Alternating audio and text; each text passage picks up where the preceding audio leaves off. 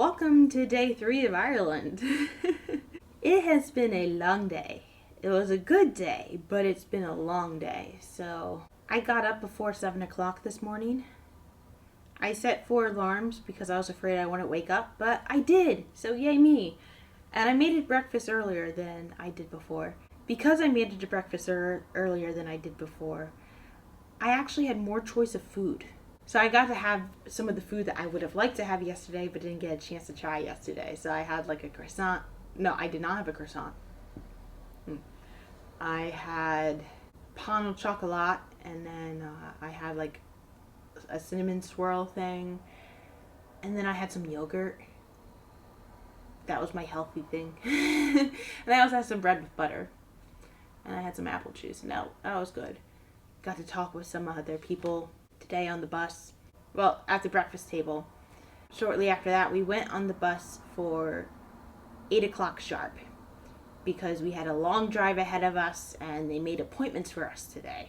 They had a lot planned for us, and we went into Connemara today.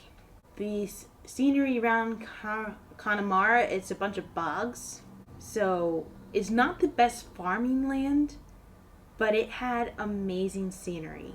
There were like mountains, and the mountains were so tall that there was cloud cover blocking the view of the peak. We saw all the sheep today. Like recently so far, it's been like cow, all the cows, not as much sheep. As we got further and further into Connemara, there were more and more sheep. Like literally what you would picture from Ireland, sheep all over the mountainside type of deal. And there were like bogs, like actual like bodies of water there too, filling out the whole scene. We did make some unscheduled stops on the way up to our first stop in Connemara because one of the passengers fell ill and she needed time off the bus to get her bearings, which I'm glad she got her bearings off the bus and not on the bus. Unfortunately, in addition to the curvy roads, when you build asphalt on bog, it's pretty spongy and the road also goes up and down. So as you can imagine, not the best situation if you're not a fan of long car rides. Yeah. The first stop we made, I think it was the town of Leanne, if I'm remembering that correctly. In the town of Leanne, there is the Connemara Sheep and Wool Center. And this place was amazing. So first they got us all into this little room where we watched a movie about like the history of weaving and spinning or whatnot, or like the history of the Connemara region. Kind of just a typical introductory video. But then they brought us into like a museum exhibit room. There were exhibits on the wall. I didn't really spend too much time reading them. They were about all the different types of sheep that were in the area and whatnot. But there were spinning wheels and a weaving loom inside of it. The person who was talking to us was named Seamus, and Seamus was showing us how to use these things. So he brought out like the carding the wool, he got out the carding combs, and he started carding some wool in front of us, and then he went, "Does anyone want to try?" And that's where my mind went from, I'm being talked to about this versus I get to try something, and this is when it gets really exciting. So I was like, yes please, let me try. And it turns out when you hold like the carding wool, you hold like in your non-dominant hand, you hold it up, and then with your dominant hand you fly the brush in like it's an airplane, and then you like pull it down that way. So that way you don't really have like, the person in the video showed the carding against the skin, like against the wrist like that, and then pulling it this way, but he's like, you're pushing against yourself, you're wasting energy from yourself. This is just like getting the tension right. You don't have to waste any energy. So I got to try that, and that was pretty nice. It took a couple tries. And then he got out a drop spindle and he showed us how to weave it, and then he's like, does anyone want to try? And it's like, yeah. So I got to try spinning wool with a drop spindle today, which was the first time I've ever done that. And I am terribly bad at it. Hilariously so. Because I guess I wasn't pulling the tension correctly and the wool just split. And basically when it splits, you're supposed to just overlap it and bring it back again. But I guess I wasn't overlapping it correctly. The good news is, like, even though I was terrible at it, it does seem like something that with practice I could get good with over time. And honestly, when you're at the bottom, there's nowhere to go but up. So I got to try that. And then he showed the spinning wheel. So they went from drop spindles, and he said it was like that for like close to 1900 years until they made like the spinning wheel and they got it horizontally. So there's actually two types of spinning wheels. There's a spinning wheel where you have to use your hand to operate the wheel, and that's the one that I got to try. Because he's like, does anyone want to try this? It's like, you're offering this? It's like, I know I'm terrible at this, but I still want to try that. So I did, and a lot of the other group had wandered out by this point. Like after the second spinning wheel, because he showed off two different spinning wheels, a lot of the group had wandered off because they wanted to shop in the gift shop, which is understandable. It was an amazing gift shop by most gift shop standards. Even though I was surprised they didn't have drop spindles there, because that could have sold like hotcakes there if they got a lot of spinners. But it's like, this is the interesting stuff, the spinning, like getting to try it. It's like, so it's basically you're like pinching it with your non-dominant hand and you're spinning it with your dominant hand. So you're like looking at your non-dominant hand, making sure the wool's going in. You're like hearing it to make sure it goes in the right spot. It also was demonstrating how to use the spinning wheel where you don't need your hands to do it. But there's like foot pedal, and you use the pedal to control the wheel while both the hands are spinning. And I didn't try that one, but someone else in the group did. And she did very well with it. She also had spun before, so she kind of had a sense of how it went, and he was making sure the wheel was spinning the way that it should have. It was just like almost meditative to watch her spin. It wasn't really meditative to spin myself, but it was meditative to watch her spin. By the time that she was done spinning and he was going to talk to us about weaving, there were only 3 of us left in the room. But it was this huge loom. There were 4 different like hedges, I want to say. There were like 4 different wires hanging down that the strings were thread through. And there were petals on the ground. And depending on which like heddle, I think it's called, or whatever it is, that you want to push the yarn through, because he was working on a particular design and he didn't want it to go like straight in and out, depending on like things, you step on a different petal, and it's like usually 2 at a time. So he had me stand on the outside ones, like 1 and 4, and then 2 and 3, and then 1 and 3, and then 2 and 4. If I don't really remember the pattern so much. I'm just thankful that when I got to try it, he kept telling me which position to put my legs in. And then there's a lever right up here. After you like put your feet on the pedals to get it, you either had to move the lever to the left or to the right, and the shuttlecock just flew through. Instead, like if you're weaving by hand on a smaller scale, you usually have to like weave it through individually. But with this loom, it's just like you pull the lever and the shuttlecock goes like, whoo! And that was one of the coolest things I've ever seen, if we're being quite honest. And like he showed us a couple rows that he did, and then he asked if anyone wanted to try. So it's like, you're gonna give me a chance to try a loom without me having to like thread the entire thing? Yes, please. I ended up getting to weave like about, say, 8 rows or something like that. And then like during the process I was weaving, I ended up having a knot in the yarn. Like, not my fault, the yarn was just knotted together. So he showed what to do. He like Seamus ripped the knot off and then overlapped the yarn, so that way it like double overlapped and it just went through seamlessly. He was telling us about the looms that he was making during COVID. He ended up like making 3 looms since the start of COVID. After that, he was largely done with what he wanted to say, and we didn't have too many questions because we were just so much in awe of like the process. Like Like, you read about these machines, like these looms and these spinning wheels, and most of the time in museums you just see them standing still. But here, you got to see them in action. You got to try them. That was so cool. Then I went into the gift shop, and they had some yarn for sale, so I got some yarn. I'm not going to go too much into depth here because I'm making another video about that. After that, we went on the bus, and we went to the Kylemore Abbey.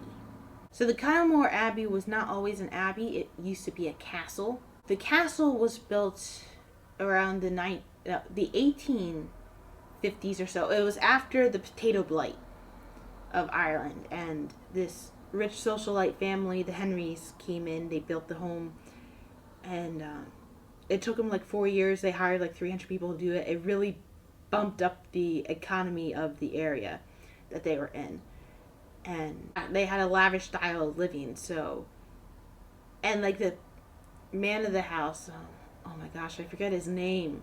I think it starts with an M, but Mr. Henry, he was also a member of Parliament, or like he was a member of the government, and was talking about, he was representing the people of Galway, and his wife was pretty much beloved by people. She was a socialite. She had lots of dinners at her house, Margaret, but Margaret died tragically young at 42 after a trip to Egypt where she died of dysentery. Her husband never remarried, but before Margaret died she had 9 kids, which I don't think I would ever be able to do that. I feel like if I were to do that, I would have had to have already started, which I have not. Like shortly after, like about 30 years after she died or something, or somewhere around that time, her husband sold the home to the Duke and Duchess of, I forget where. I took a picture of the Duchess, so I'm going to insert a caption here of where they're from. They ended up living a little bit beyond their means. They ended up having to ask for help to take care of the castle, and they eventually sold it to an order of Benedictine nuns. And when the Benedictine nuns took over in like 1920s, it became an abbey. They're actually in the process of building a more centralized abbey right now. There's construction going on, but they have a lot of the old places. So they have a Victorian walled garden, and then they have a castle, and then they have a Gothic chapel, and they also have a mausoleum. We basically arrived shortly before noon. We were told to make it on the bus by 2:50, so we had like close to 3 hours there, and we were told like you can just walk around the grounds, you can do whatever you want, pretty much. I pretty much walked around mostly by myself on this one, which I was perfectly fine with. To put it in perspective, like the tour group that I'm with right now, I am the youngest person on the tour. So I'm 30. There are about 3 other people who are in their 30s, and then pretty much everyone else is above the age of 50. So when you're above the age of 50, and you have various medical health problems, you're not likely to go do a lot of walking. And quite honestly, I am walking faster than most of the people there. So I kind of just wanted to walk all over the grounds, and I don't want to have to wait for anyone. Which may seem kind of selfish about it, but hey, it's my part of the trip, and I did run into people while I was walking, so it's not like I was completely alone the entire time, you know. So I made sure I saw what I wanted to see first, and then because like there was a lot of walking distance between the gardens and the castle, I think it was like 1.8 kilometers, which is not quite a mile, but I don't think it's quite a mile, but it's close. I'm not sure. I know a kilometer is less than a mile, but I don't know the exact conversion factor.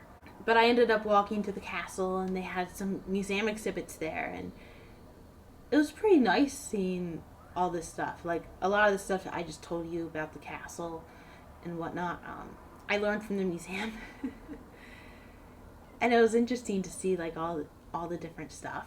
There was one point where it seemed strange where I just happened to, they had like this video display where it had both Mr. and Mrs. Henry talking to each other across the room. And there was one point where I happened to be at a spot where they both looked at it.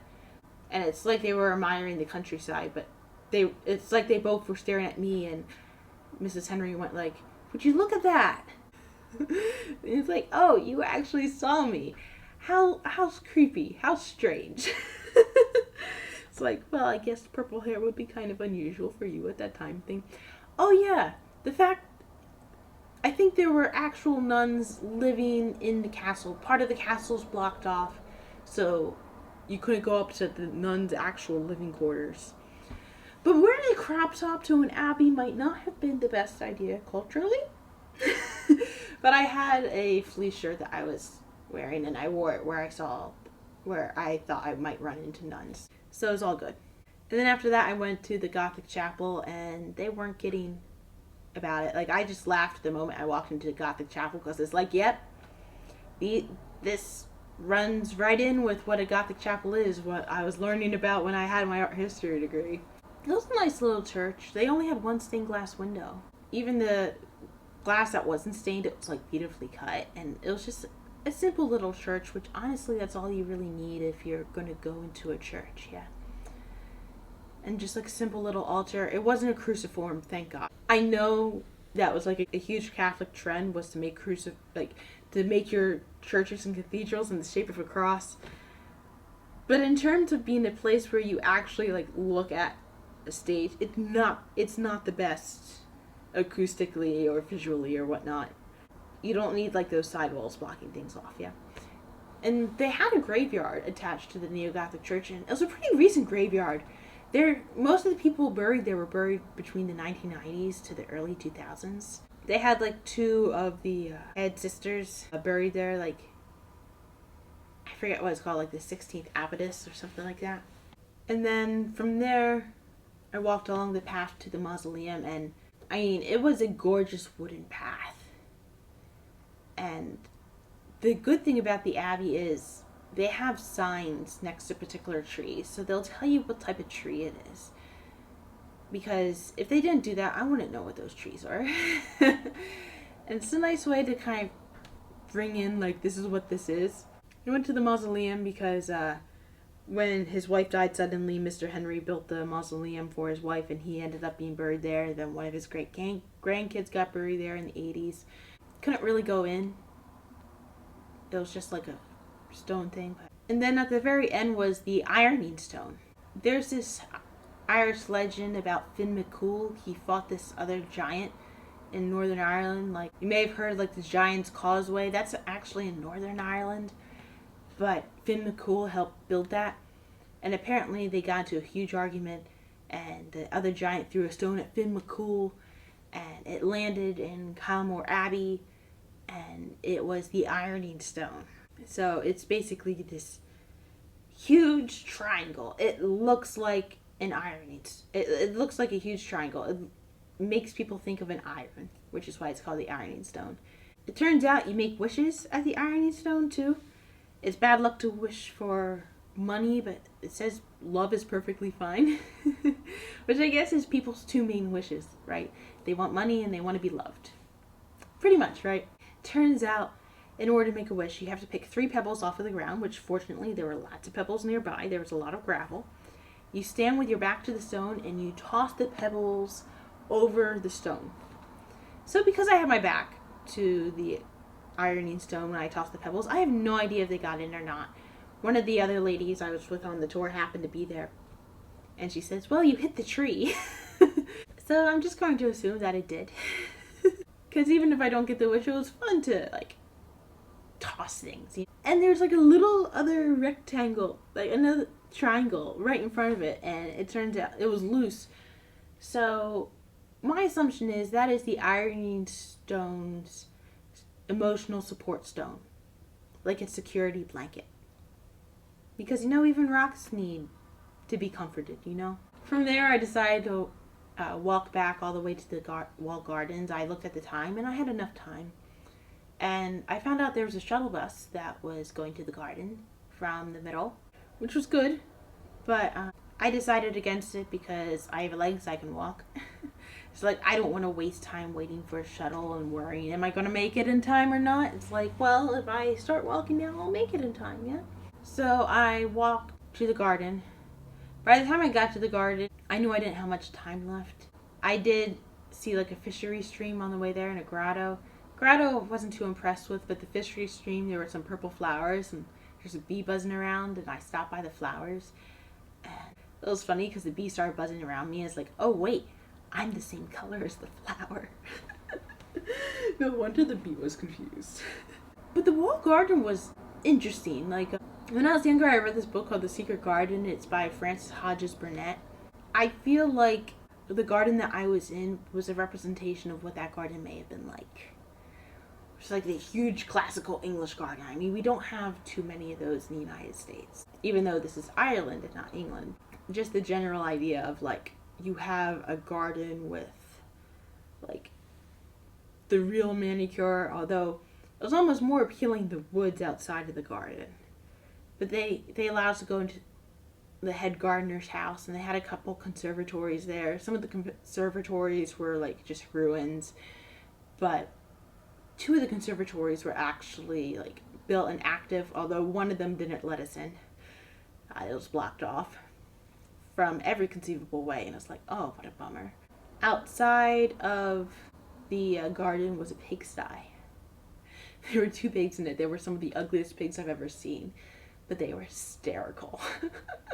After that, I bought some water because I started getting a bit dehydrated, and it's like, I did eat a little bit before I started walking to the castle because I know I don't really get hungry. I only realize I'm hungry when I start getting a headache because I haven't eaten. That's about half the time. So it's like, let me prevent that, but then like I completely worked off the food that I had. I ended up getting a banana. I got water at one of the things, and I basically drank the water as I was going down. And I put the rest of the water into my water bottle and recycled the glass bottle so I didn't have to deal with the glass bottle. They actually had like nice trash cans with like general waste, composting waste, and mixed recyclables. And there were actually separate trash bags in there, which was cool. Which means I feel like they're actually going to do it. Just as I was ready to get back on the bus, it started to rain. It's like perfect timing. Did get a little bit caught out in the storm, but made our way back to the bus. And then we drove for like another hour or so to the Celtic Crystal Limited, I think it's called. But the glass factory. So we walked into the store, and pretty quickly they pulled us together to give a glass demonstration. So they carve a lot of the crystal here. So they don't have molds so much. They have someone who blows the glass, and they get it to the shape that they want. And they either have it clear glass, or they have the clear glass that's now dipped in a colored glass. They then bring that glass to like a grindstone, and they literally etch the glass in the grindstone. When people are apprenticed to this glass workshop, they try to get them right out of high school, so they have to have good grades in like art and design, and then they get 5 years of training of how to do this, and then they get an additional 3 years on top of that, where they become like a full apprentice. So they're in training for 8 years. So by the time that they're completely done, they have the designs memorized in their head, and they completely freehand it.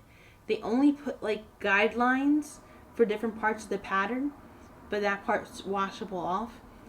And they have like the frosted glass look at first, but then they put it in this, like, I forget if it's like an oil or glaze or something like that, where it gets rid of the frosted glass work and makes it completely clear and shiny.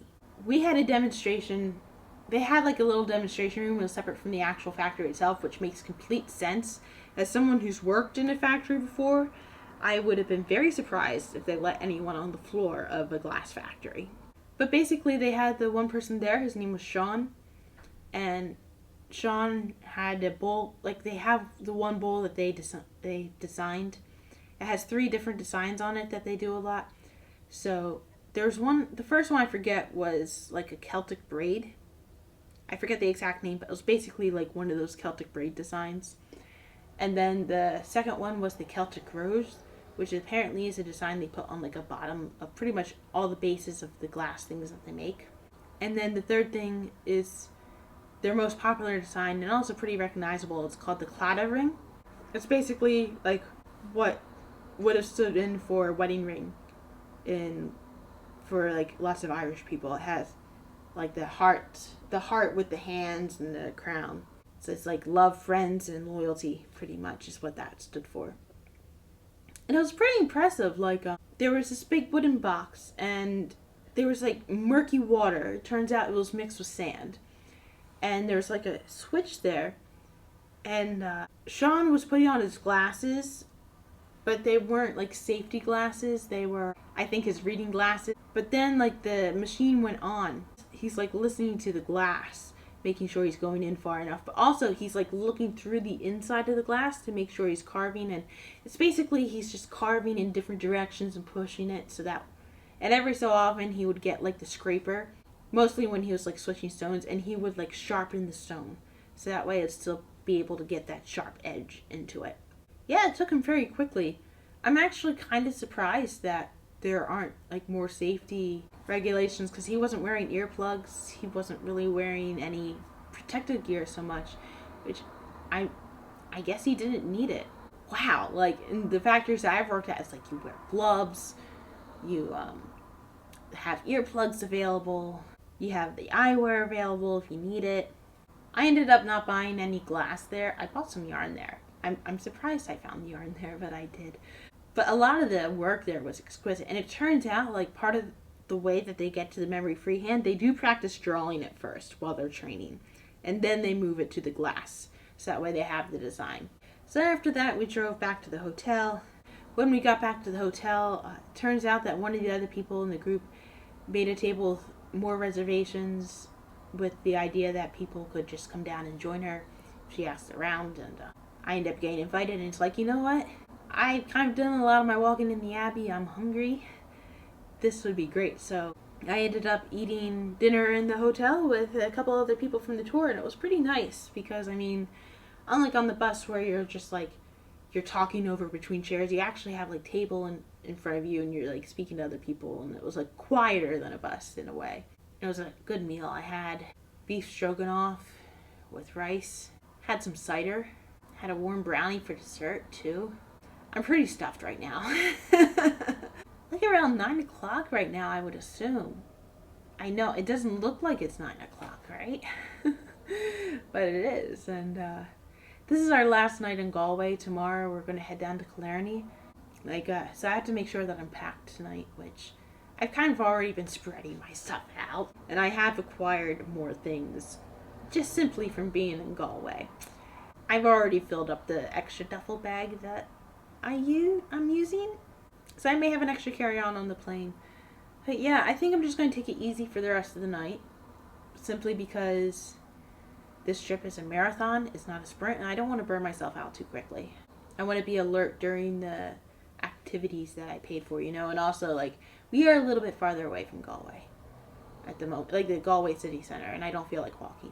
Yeah, that was day 3 in Ireland.